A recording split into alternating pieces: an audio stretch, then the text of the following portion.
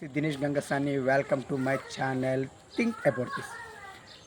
ఈరోజు మనము 78వ స్వాతంత్ర దినోత్సవాన్ని త్వరలో జరగబోతున్నటువంటి మన ఇండియన్స్ అందరికీ నా ఛానల్ తరపు నుండి నా సబ్స్క్రైబర్స్కి, నా వ్యూవర్స్కి, దేశ ప్రజలందరికీ advance happy independence day wishes అండి.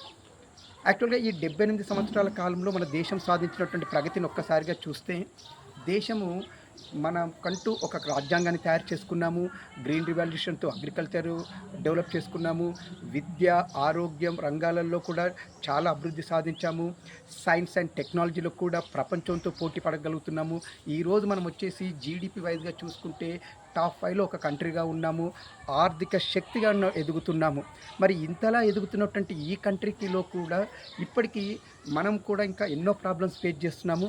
అలా చూస్తూ వెళ్తే ఆర్థిక అసమానతలు కావచ్చు, నిరుద్యోగం కావచ్చు, పేదరికం లాంటి సమస్యలు ఈ రోజుకి మన భారతదేశాన్ని పట్టి పీడిస్తున్నాయండి. సో వీటన్నిటి నుండి మన ఇండియా ఇంకా బయటపడడానికి ఇంకా కృషి చేస్తుంది. ఎప్పుడైతే ఈ ప్రాబ్లమ్స్ నుండి మనం బయటపడతామో, ఏవైతే ఆర్థిక అసమానతలు కావచ్చు, పేదరికము, నిరుద్యోగాలు కావచ్చు, వీటి నుండి మన ఇండియా ఎప్పుడైతే బయటపడుతుందో ఆ రోజే మనము నియమైన అభివృద్ధిని సాధించినట్టు అవుతుంది. సో ఒక్కసారిగా దేశ ప్రజలందరూ వీటి గురించి ఆలోచించండి. మన దేశ అభివృద్ధికి పాటుపడండి. జై హింద్.